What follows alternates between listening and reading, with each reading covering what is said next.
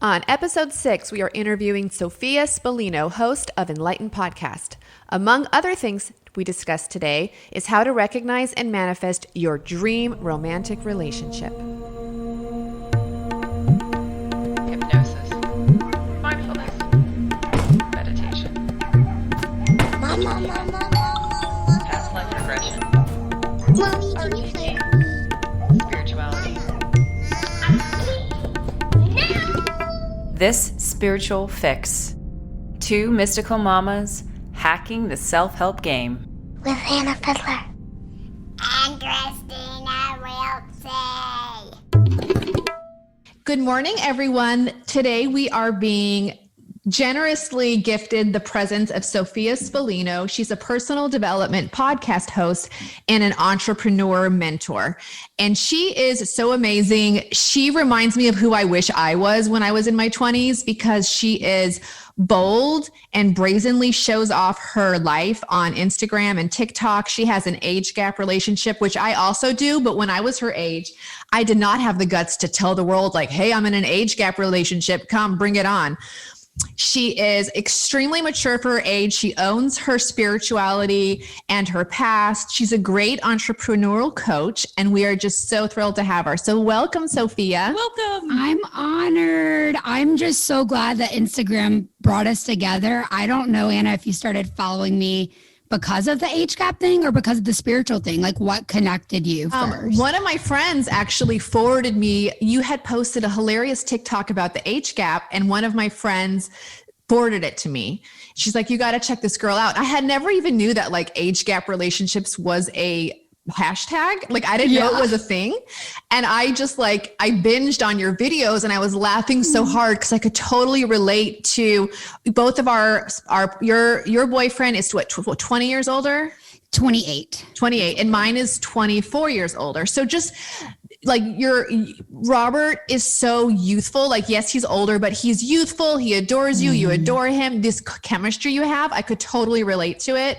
And I was like, she reminds me of who I was when I was 28 or however old you are, but I didn't have the, I guess the confidence that you have to just be like public about it. And you just really own who you are. And I really admire that, especially at your age. Not like you're that much younger, but just to be in your 20s and just to be so public about who you are and what you believe in. I think it's so beautiful and inspiring. I agree. It's really inspiring. I'm in an opposite age gap. Well, not an actual age gap. I'm 4 years older than my husband. Oh, you're older than me. I am 4 years older than my husband. And, but I have, you and my sister are both in age gap relationships. And so if you're watching your stuff, on TikTok, and I was just I was like, this is awesome. Cause I feel like all the kind of insecurity I ever see, or used to see in my sister or in Anna are you're just totally embracing that. Yeah. And I think that's wonderful. And obviously have all the other stuff going for you as well. So yeah. Thank you. It all just started because of just, if you make yourself uncancelable and put all your shadows out there, that was my greatest insecurity, that people wouldn't take me seriously or what I had to say seriously, because they'd be like, oh, she's just a sugar baby. So then I just started making content about that, and that's what took off. And now it has been a tricky transition to be like, hey, I don't want to be known just for that, but that was the kind of master marketing plan to get me where I am today in terms of the larger following. Yeah. But now I'm so ready to be like, okay, I'm so much more, guys. You're so much more. She is so much more. And just so anyone out there who's been listening to our podcast, I had a dream of making a podcast in 2 or 3 years from now. Sophia is the reason why it happened so much sooner. She is a podcast coach. That's one of her other side things in her entrepreneur coaching. And she really gave me the confidence, and her class gave me the tools to be like, hey, I can do this. Why am I waiting 2 years? I can do it now. And so I think we ended up launching the podcast 2 years earlier than I thought I could, simply because you had such a great attitude about it, and you shared your wisdom so generously. So thank you. Well, you share yours with me. You've become one of my closest friends, and I can't wait to meet in real life. Yeah, we will meet in real life. Yeah. Oh my gosh. So now that we've talked about the age gap relationships, I know today y'all were like, okay, let's pick a topic that we all really vibe on. But my passion is helping people manifest the partner of their dreams. And for me, because of, the background of the content, I usually get, chosen to help people manifest the wealthy older man of their dreams. But all of these techniques that I share could be used for anyone. I mean, whoever your dream partner is, just give it a little chance. So the one thing that she's really taught me is make what you want familiar and make what you do not want less familiar. And that's literally the simplest way to manifest what you want at the root of it. And if you want something in your life, what ways could you make that more familiar to you, even if you are a single woman? 2 years ago, I went through a divorce, and the neighborhood I'm looking out on as we film this has been my dream neighborhood since I was 11 years old. Wow. I've always wanted to live here, always wanted to be a mom, always wanted to be a great wife and live in these beautiful homes.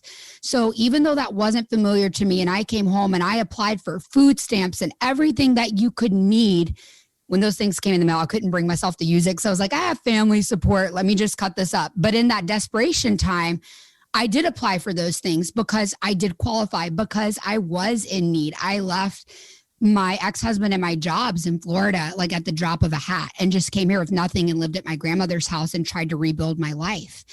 And so in that moment, all I knew is something had to change. And I slowly began to make what I wanted more familiar and what I didn't want less familiar. And my grandmother lived in the ghetto. I know that's not like super politically correct, but it's just true. She did not live in a safe area. And I would leave there and drive 30 minutes every day at 5:30 in the morning to get to this neighborhood before work would start for the day, so I could work out, journal, manifest, meditate in empty lots where I'd build my house one day. That's smart. Thank you. Yeah, it was crazy. I would just sit there and be like, what is it going to be like whenever I'm driving up? And I would just like close my eyes and be like, I'm driving, and I could see myself on the road that I wanted to like live off of. And then I'd be like, and then I'm pressing the garage door, and I could feel the feeling of pressing the garage door. So I made everything I wanted very familiar, and it meant spending less time at my grandma's house and like sitting at a coffee shop here doing the work, so I could be in that energy of abundance and luxury rather than just sitting and looking out at a world that I didn't want. I love that. That's I love brilliant. that. I really got into Marissa Peer over 2020. Marissa Peer is a hypnotherapist, and she has a great lecture exactly on making the familiar unfamiliar and the unfamiliar familiar. And like when you're changing patterns, like let's say you're a woman who constantly attracts like an asshole man, let's say. Like when you first start dating a man who's good, it feels off and weird. And she's like, you have got to recognize that sometimes when things are unfamiliar, they feel weird because they're unfamiliar. Do not mistake unfamiliarity with a bad omen, because a lot of people, they're like, this is not what my brain is used to. My neural pathways are programmed for this and that, and I'm not used to this. So this doesn't feel right. It must be wrong. And she's like, no, like make what you want familiar, because we resist the unfamiliar. Yeah. Yes, absolutely. Yeah, I love what you did with the parking lot. That's genius, actually. And I mean, I did this every day. I was taking action every day for the life I wanted to live and the lifestyle I wanted to have.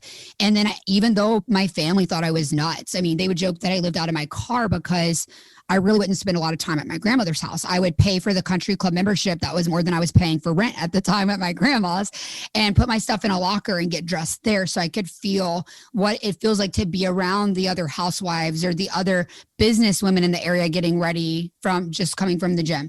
And I think a lot of times people don't even allow themselves to do these things because the first step is feeling worthy of manifesting. You're like, oh, that doesn't work, but you have to feel worthy of it. And that's the most challenging part, because once you can get past the worthiness, then you believe that you can really do anything. Do you guys feel like that's been an issue? Oh yeah. Yeah. I remember actually when I first read all the stuff, the Abraham Hicks stuff, they were saying, get into the emotional state of what it feels to actually get that thing. And I was like, if I do that in my head, or if I try and do that, like I was just finding that so hard to do, because there were always the mental blocks that said, oh, this is going to be too hard, or I can't do this or whatever. And that was just unworthiness, my own like lack of self-worth, just manifesting itself as thoughts that seemed logical. Right. Yeah. like for me, one thing that like kind of spin my perception of worthiness was I had a friend, her little sister Cotton, her boyfriend bought her lots of diamonds, beautiful jewelry, or she would just buy diamonds. And I was like, wow, like I love diamonds. I've never had a diamond. And like, how do you feel worthy to have a diamond? And I remember she said this and it stuck with me. She's like, I walk by the jewelry store and I look in the window and I see a beautiful diamond earring. And I think anyone on this earth can own that diamond. Why not me? I'll love it more than anyone else. That diamond deserves to be loved. And that like so really good. Yeah, I love that because I was like, it's true. Like anyone can have anything. Why not me? And I will love it and appreciate it so much. Like there are people who have thousands, like millions of dollars and jewels like locked in safety deposit box or under their mattress and they never enjoy them. Like why not let the person who will love them and enjoy them have them? Yeah. I absolutely agree. There's so many people that I know in the jewelry industry because I was brought up with that with my parents having a jewelry store. They just don't wear their nice jewelry. Like they save it for special occasions. And I'm a firm believer we eat on solid silverware every single day.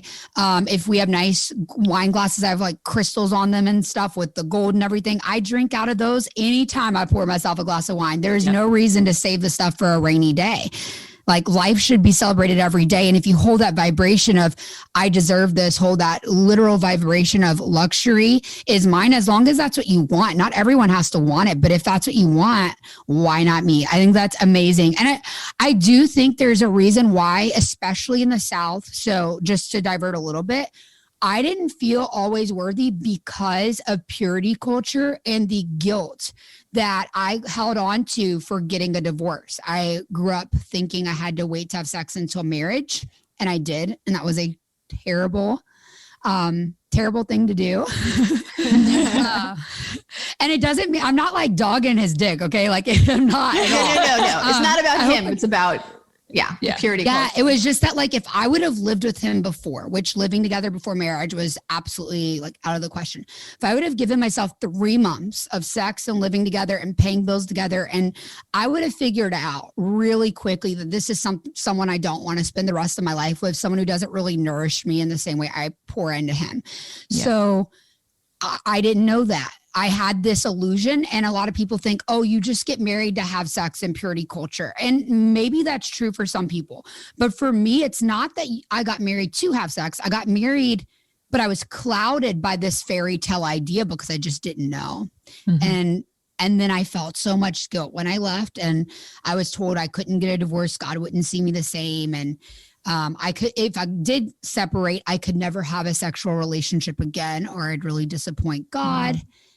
And getting past that. And I think it might not be that for someone listening, but maybe there is something in your life where you've had this story told to you by family or by organizations. That one story, what are you telling yourself that makes you feel unworthy of the next thing that you want? What is it? Right. Like, I think everyone has something. And for me, it was that purity culture guilt. Yep. Have y'all been brought up in strict religion, or that's not a thing?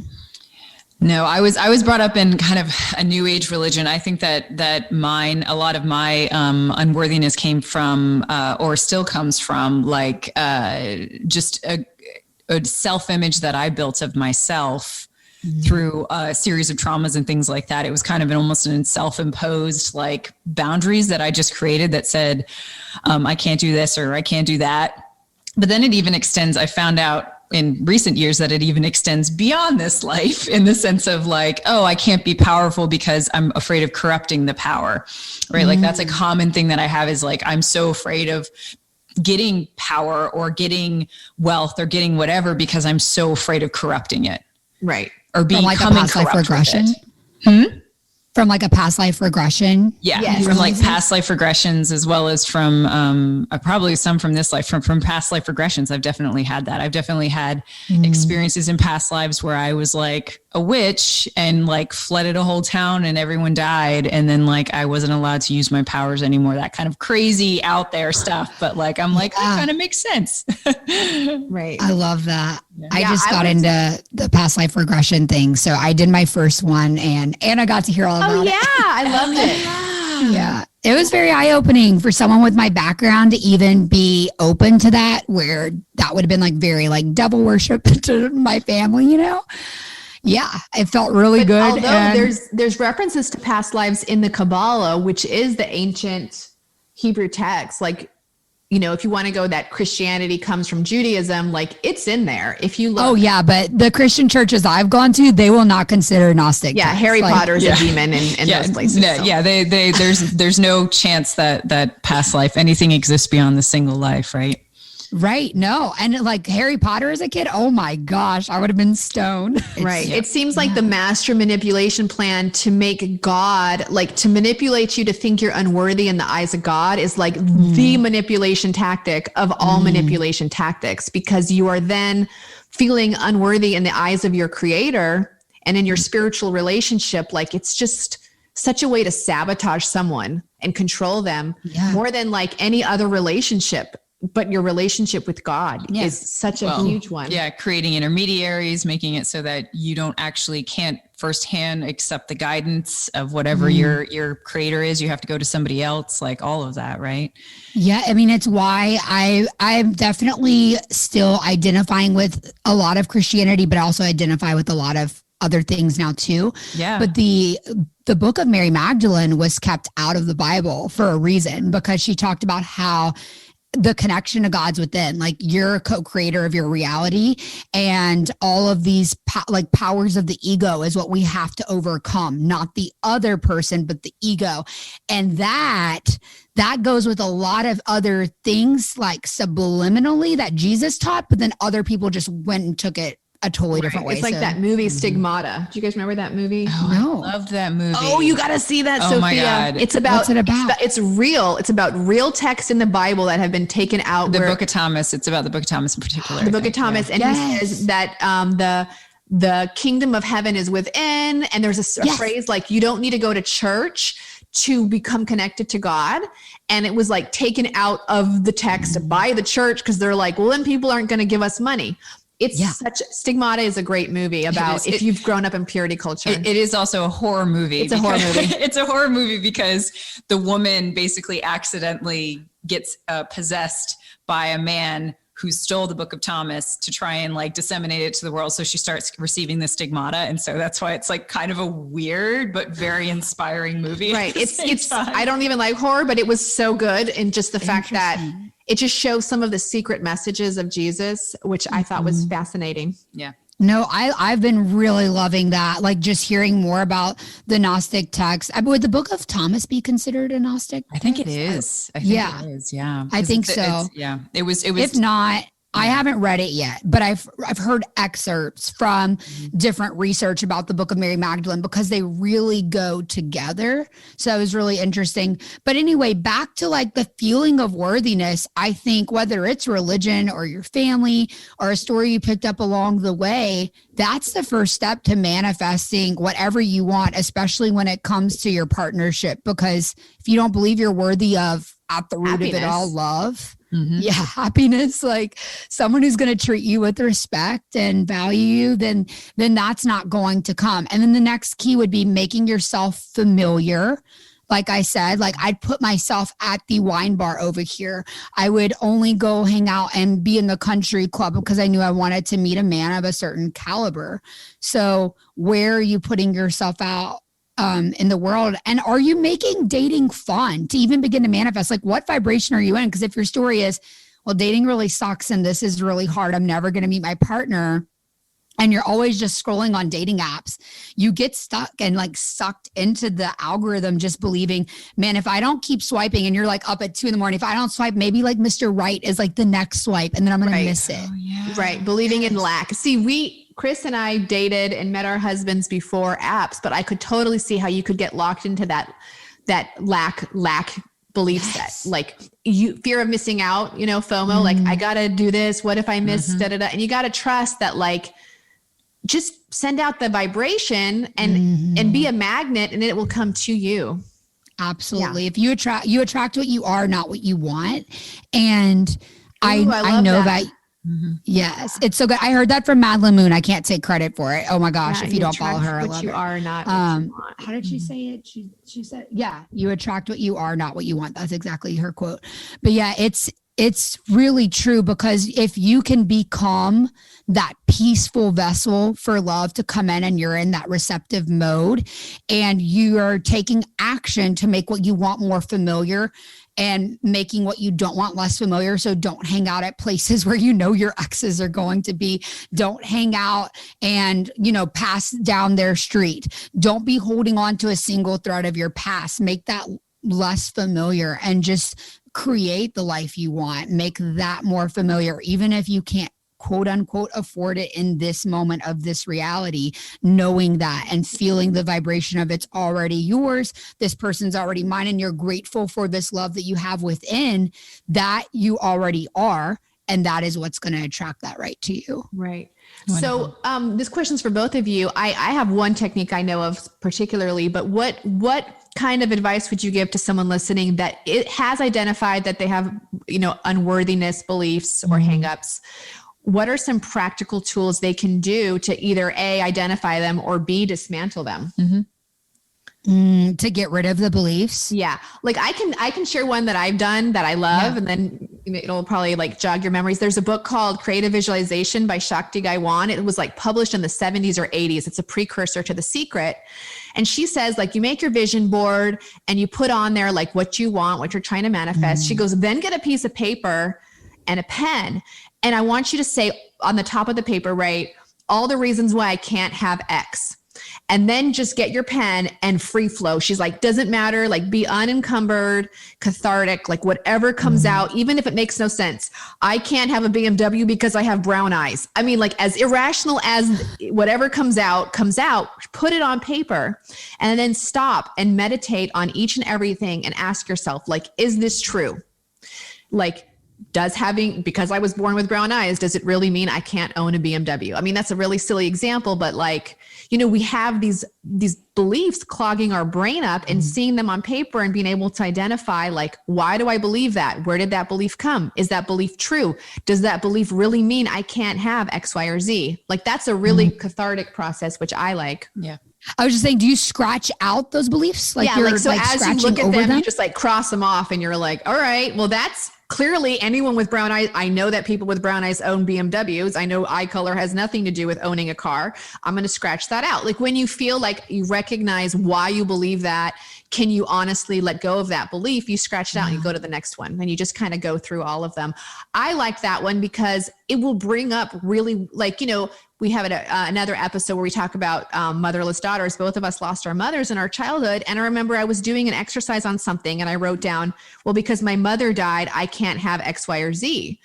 And it was because she died and left me, I somehow thought I was unworthy of her love. Therefore, I was unworthy to have whatever it was I was manifesting. And I realized that's not true. What happened. It has nothing to do with my worthiness or my ability to attract X, Y, and Z. But I had to put it on paper to even know I was holding that unconscious commitment, Right. I love that. Go ahead, Kristina. I'm sorry.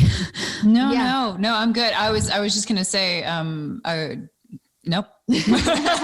I'm good. I'm just loving what you're saying, Sophia. So yeah. Well, yours made me think of one thing that I do with clients. Now, this isn't something that I recommend for someone who isn't living a life of mindfulness and awareness, because if they do this exercise before they've reached a point of wanting to really shift something, they might get stuck. So I will have them go through and write down everything that really hurt their heart about past relationships. So what did you wish someone did, but they didn't do? Write down the things they did wrong, they didn't do, everything that just really upset you. So this person, he always left dishes in the sink. He never looked me in the eye during sex. Whatever that is, big or small, write that down. Didn't radically accept me, made jokes in front of his friends about me that hurt my feelings, whatever. So then once you go through those things and you understand that's what you don't want, because a topic is always two topics, what Abraham Hicks says, we're just going to get those things that you don't want out the way. get them out of your system, out the way, and then flip the paper and write down the opposite of those things as what you do want. So someone who does clean up after himself, someone who does give me eye contact. I'm trying to think of the other examples I gave. But anyway, the opposite of praises me in front of friends or whatever.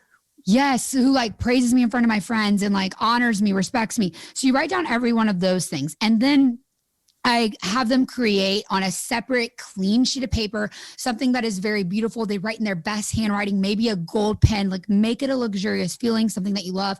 I have mine right here. Mine's in black this time, but it was a very nice pen that I wrote with. And I've got my manifest tea. And this is just something that like, based on everything I learned from either Marissa Peer or Abraham Hicks, I just came up with this thing called a manifest tea. And it's like my little tool now. And on the top of the page, I write, I deserve to have, and then I put like a little T.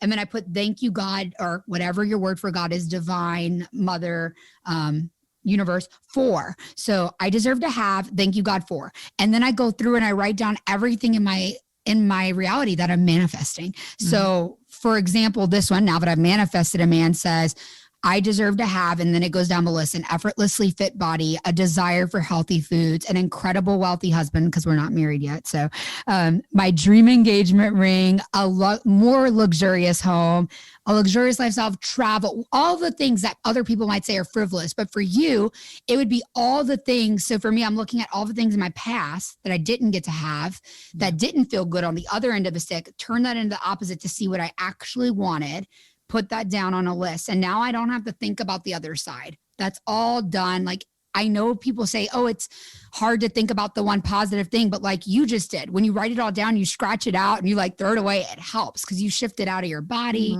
your system.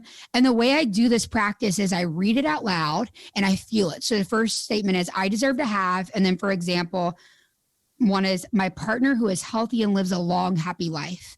So I feel that deservingness, and I sometimes put my hand on my stomach because that's where I tend to feel the deservingness.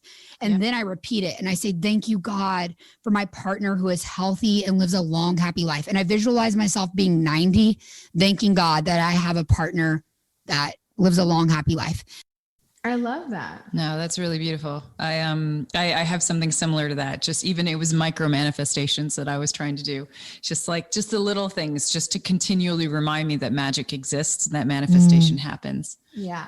I did a Matt Kahn course over the summer, and it was so cool. He talks about the difference between like 3D, the third dimension, and the fifth dimension. And he says that in the fifth dimension, like when we die, or for people unfamiliar with fifth dimension, it's like the place beyond where we are when we're, it's the place beyond when we've died, or like where our soul is. It's just like a higher state of consciousness. And he says that in the fifth dimension, like you suddenly you want a white horse, boom, the white horse is there. You want a silver car, boom, the silver car is there. And people who have died, had near-death experience, they talk about this place. Like they've talked about like wanting something and it's immediately there. And he says that in the fifth dimension, there is no distance between time, like desire, and manifestation. There is no time difference. Like just like in a dream, you're dreaming, like if you have a lucid dreaming, you're like, I want a purple pony, and you turn your head and boom, there's a purple pony in the dream. That's very fifth dimensional thinking. He says, what's the difference between this world and that world? The difference is time. And he says, everything that you want, you actually already have. It's just that in this realm, we need a space continuum of a space between that, which is called time.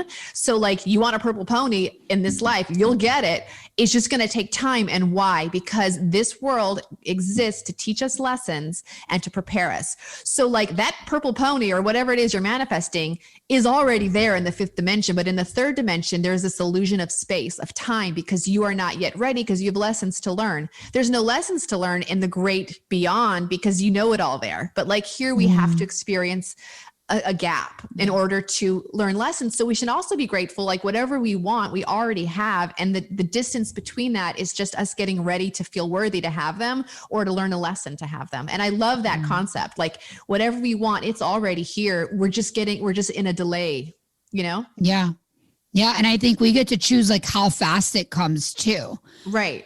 The quicker we learn our lessons or feel worthy, the quicker it comes, because time is an illusion. Yeah. Yeah. The quicker we can get to also just acceptance, rather, because anytime you're not accepting, you're resisting. I know we talk about that a lot. Yeah. Yeah. Right. Yeah. And I think also one of the things that I've read about with manifesting money in particular as its own different thing, slightly different from partners though, is like this whole idea that you have to allow as many channels into you as possible. Like you can't just like expect it to be a certain way in a certain type of package. Like it can only come in my paycheck, and it's only if I get a promotion am I going to get money, as opposed to just being like, let me just open up all these windows and allow all these other opportunities for stuff to come. Like I lived with a medicine woman, and she used to, every single time she like made a deal with the universe. And she said, if I make $300 at this art show, I will never hold a steady job again. Like I will never go to like a job. I will dedicate my life to helping people and doing art and And she's like, but you have to help me out, universe, if you're going to do this. And so every single time she was strapped for cash, she would just be like, okay, now's the time. And her mailbox became her channel, because that was like back in the day, right? So her mailbox became her channel, like one of her channels for that. And it would just like, checks would just like appear like the day that she needed it. And things like that. And so like she made her mailbox that channel, but now we have so many more channels available to us in this, particularly with money, right? That like opening up, like having lots of mailboxes so that the universe is like, oh, I'm just going to slip in some money right here. I'm just going to slip in something right here. Yeah. Our teachers, I love that. One of our teacher Charles was saying, your computer has a life of its own, and your phone has a life of its own, and it knows you. You just talk to your phone and talk to the computer and be like, look, you got all my passwords to my bank accounts. You got all my, access to everything. The world is vast. It's all online for the most part. I want more money in my bank account. Bring it to me. Like talk to your phone, make friends with your phone, because your phone will do what it has to do, and boom. And it's so funny. I work in healthcare, and like, there's a lot of insurance denials, and like you get paid very delayed in a lot of situations. And I started talking to my phone, and I kid you not, I was waiting on this big check. And like 2 weeks later, direct deposit, like the money just showed up in my bank account. I was like, thanks, phone. Like, thanks for being a channel to bring that money down. That's electronic wire. Yep. Yeah. Yep. Yeah, no. And talking about like the mailbox idea, like you're saying, like with money, being open to a lot of channels. So going back to manifesting love, I think it is important to be open to a lot of channels. And when you are using a tool like the Manifestee that I just talked about to manifest your partner, starting with the things you didn't like, turning them into the things you like, and feeling what you like in your body, and this person that you're grateful for already in your body. When you do that, I want you to not be visualizing a certain face, a certain age, a certain ethnicity. You have to be open to every channel. And you could meet that person when you walk out your apartment door. You could meet that person at the gym. You can meet that person in the grocery store, or you can meet that person on one of like 20 dating apps. And I think it's amazing to put yourself out there in dating apps. The whole issue with that channel though is, can you make that fun? Can you put that into a container where you're having fun when you're dating? And one of the biggest tips I tell people is limit yourself to 2-hour dates a week with yourself while you're quote unquote dating. So open a bottle of champagne, and for 2 hours, you're allowed to get on dating apps and respond. And then you just don't touch it for like until your other date on your calendar, where you have that container for 2 hours. Or maybe you go sit at a wine bar by yourself, dressed to the nines, feeling sexy for you, so you can attract what you are. And while you're there, until a guy comes up to you or until you initiate a conversation, that's when you could be going through your dating app messages. So it's like these like 2-hour windows twice a week where you're making it fun rather than this struggle or this like chronic FOMO. Yeah. Like I gotta go through these every time I go sit on the toilet. Like, no, you don't. Just like set a timer for yourself and I make like it that. fun. Yeah. And boundaries. It's a really good boundary, right? So that you don't kind of, like you said, get into that kind of anxiety place with it. Because it's like, I feel like the movies kind of romanticizes this notion that like you have one chance to have a meet cute experience with someone. And then it's like, if you miss that, that's it. And it's like, I mean, I kind of can't talk because I totally had a meet cute experience with mine, but what's a meet cute? Meet cute is like, it's it's like a silly phrase for like when you bump into somebody and like all your papers drop and everyone's like, and it's like, and you're like, to be that's the person the of one. your dreams. Like, yeah. Whereas like with my husband, we totally had a meet cute, like where it was like, he was trying to, whatever. He was trying to bend a shovel to break it because he wanted to test the quality. And I was working at the store that he was like doing that at. And it was like, he was just like, he had to like hide it underneath his jacket. It was like totally one of those like awkward situations. But when we talked, we realized that there were numerous other times when we could have met in our lives, right? We happened to meet at that time. And if the universe was conspiring to put us together in this life, which I really believe it did, like it wasn't just going to give us one tiny little opportunity. And if we missed it, then that was it.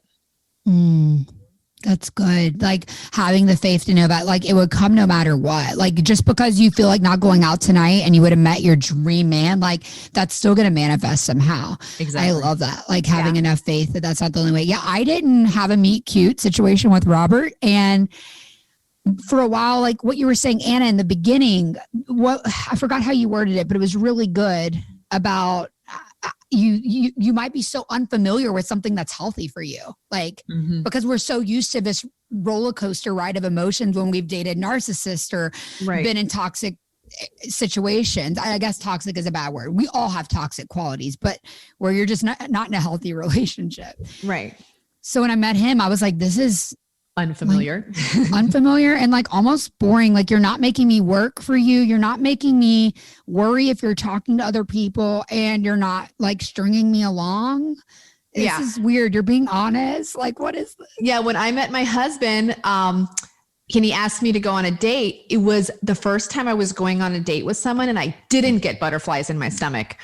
And I was like, he's the one. Like, he's the one I'm going to marry because I'm not getting butterflies in my stomach, which sounds totally contrary to like everything you see in the movies that romanticize things. But the movies lie. Like movies make it look like birth is scary and painful and traumatic, and it doesn't have to be. And movies also make it seem like love has to fit into this thing, and it doesn't. And like, it was the first time I was going on a date with a man. I did not have butterflies in my stomach because I already knew that this man was capable of loving me completely, and I wasn't going to have to work for it and prove myself to him. And I think that butterfly feeling I would get before was this like anticipation anxiety of performing. Yes. And I would mistake that, like, it's the same feeling I would get when I would like go on stage when I was a kid and did like drama camp. It was that same feeling of like performance anxiety that I mistook for like butterflies in the stomach. But with my husband, I did not have that, which was unfamiliar, but I was smart enough to realize like, this is a good thing that I don't think I have to perform for him. Like I can just show up and be myself, and this man is going to love me and I don't have to work for it. And like, sure enough, we ended up getting married and it was a good decision, but that was unfamiliar. And if I had been like, well, where are the butterflies? That's what's familiar. That's what the movies say is the right thing to be looking for. Like, no, you get to define what is your secret message, like you get to define what is the universe telling you. Yeah. And just listening about it, I'm like, it feels so safe in my body to not have to perform for somebody or look a certain way all the time. Don't get me wrong. I love to like care about how I look for my partner, but not because I have to, not because I need to perform or prove something. It's just such a different energy when you just interact with someone who is going to radically love you. And the only way you can get there is by first radically loving yourself so you can attract what you are. It's that simple. Yeah, it really is that simple. I would completely agree. Like that message, I feel like we've had that a lot in our podcast recently, but it's just, it hits home. Cause like, I hear you say all this stuff about other men, like how you don't like things in other men. But for me, when I look back at my past relationships, I never liked myself in them because I would always just absorb into whatever they were. Yeah. Whatever they were, I decided to just become that person. Or I'll define myself through your lens. Right. So for me, like I think about my past relationships and I think about like my list wouldn't be about like, if I had to come up with a partner now, like it wouldn't be about like, what do I not want in them? It was, what do I not want in myself? Right. I see that. Yeah. That works. Yeah. It was like a strange thing, but like, I really was so passive in so many of my past relationships and I would just kind of accept anything that that it's like, actually, this is the person I want to be. Like, I want to be somebody who has autonomy and sovereignty and like is okay with pushing back and is okay with doing all that, you know, and yeah. Making boundaries. Just a slight flip, but yeah.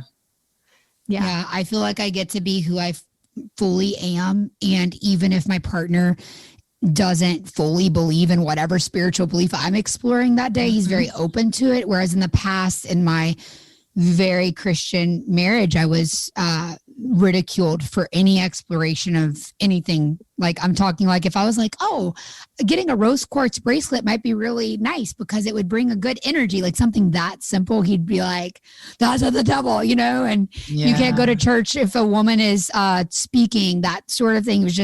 It was very degrading. And I feel like I opened myself up. I opened myself up so I could attract someone that I was, because I was still stuck in a very rigid mindset. And so I had to first change to be able to attract someone who was just very open. Hopefully people who are listening can relate on some level. I know the purity culture experience is really common in Christian or like in Southern culture. It might not be other places. And I think like Muslim and even Hindu or, you know, people in Asia and Africa, there's a lot of like, the woman has to be a virgin and we can get into that on another episode. Oh my gosh. Oh my goodness. Well, if you guys each had one last tip you'd want to leave everyone with for manifesting a partner, what would that be? I'll start.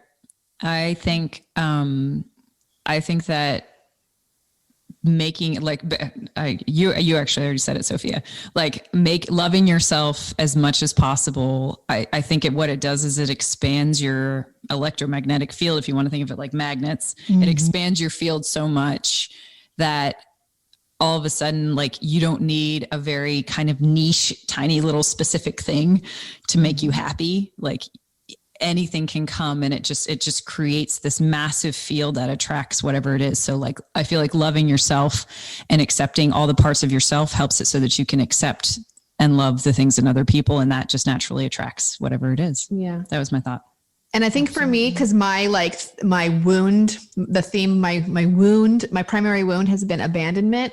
And I think people with abandonment wounds, they self-abandon in relationships and they make bad choices because they are willing to sacrifice anything for the other person. And in doing that, they self-abandon. Like, if I could recommend, if anyone listening has an abandonment wound, really work on healing that and learning not to self-abandon yourself and staying true to yourself and having boundaries, and you will attract someone who cannot abandon you, because when you will not abandon yourself, you can't attract that energy, you know, and you can understand like someone may or may not be there, but they are not abandoning you if you do not abandon yourself. It would be too esoteric or no, like I actually see that play out in my partner's life, like where he may have abandoned his true self and purpose for a period, and it doesn't give his ex-wife the right to cheat, but she totally did abandon him. And now I'm like, whoa, the correlation of him abandoning like his desire and purpose, and then me coming along and like shining the light on that again and helping him believe in himself. But no, that's amazing. I love that. And then my tip would be like a self-check. Obviously we say, oh, vibrate love, but like going more deeper, like, are you in the energy of allowance or control? That's beautiful. Yeah. Yeah. And if you're in the energy of allowance, that's more feminine, that's receptive, whereas control is very rigid and masculine. And if you want to attract a masculine man, which I understand not all of us do, like I'm a bisexual woman, but I do want a masculine man as my life partner. And I think that it took being in receptive mode for that person to be placed in, because that's just having like this really big open door for their energy, like a magnet, to come in. Whereas if you're just trying to control, that's already too much of, it's this weird line of like, you attract what you are, but you also need to attract the opposite in that way. Right. Yeah. It's like this gentle dance between having standards and practicing radical forgiveness. Like you're completely open, but you have standards, you know? Yes. And like only you get to define what that is. But like you got to have standards, but you can't be so rigid you close doors. Absolutely. And allowance could look like, you know, putting yourself out there, but not trying to be aggressive and controlling of how you meet that person or exactly the personality traits on a dating website, you know? Exactly. Just being an allowance. So Exactly. Because the thing is that our logical minds cannot even begin to fathom who our mate is. Right. No. You know, and a lot of us don't have the language of the heart in our minds to be like, oh yeah, I can totally come up with, I mean, the universe is so much more capable. Yeah. Universe is smarter than us. So let's just let it know what we want and sit back and wait for it to happen. And then, Yes. I love it. Thank you guys for having me. Thank you so much for giving us your time. And we hope you have a wonderful rest of the day. Yeah. Thank you, Enjoy Sophia. your brunch. It was really enjoyable to talk to you. And thank you for sharing your wisdom with us. Thank you. Yeah. If anyone wants to listen to my show, it's called Enlightened. If you just search Sophia Enlightened, Instagram, Sophia Spallino. If you type in Sophia Spa, I'll pop up. Yes. And we're going to link everything in the show notes. We're going to have links to your website, Instagram, and your hilarious TikToks. We do have fun on TikTok. Well, thank you guys for having me, Anna. It's an honor to know you, and I cannot wait till we meet in real life. And Kristina, it was great meeting you today. Yes. Yeah. Love your show. Beautiful day. Absolutely. I will. You guys too. Thanks so much. Appreciate it. All right. Bye. Bye. Bye. You can connect with Sophia Spallino at Sophia Spallino on TikTok or Sophia Spallino on Instagram, or listen to her podcast, Enlightened, the podcast, which you can find on all of your podcast devices and platforms. Thanks so much for listening today, and we hope that you tune in soon. Have a blessed day.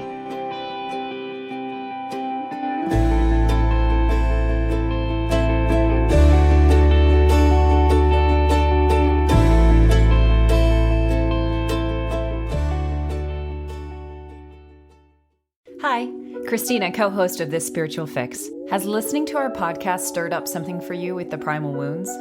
The good news is you have access, and that is the first step to transforming these wounds. We created support packages to help you through this process, and they're available on our website, www.thisspiritualfix.com. These packages were designed by Anna and I, combining techniques and hacks from our own experience working through our own wounds. Each packet contains a workbook and 2 meditations, one about forgiving those who have wounded you, including yourself, and one about reprogramming old beliefs. You can buy an individual support package, or for those next level processors, all 5 packets: abandonment, injustice, rejection, betrayal, and humiliation. Available on our website and our shop.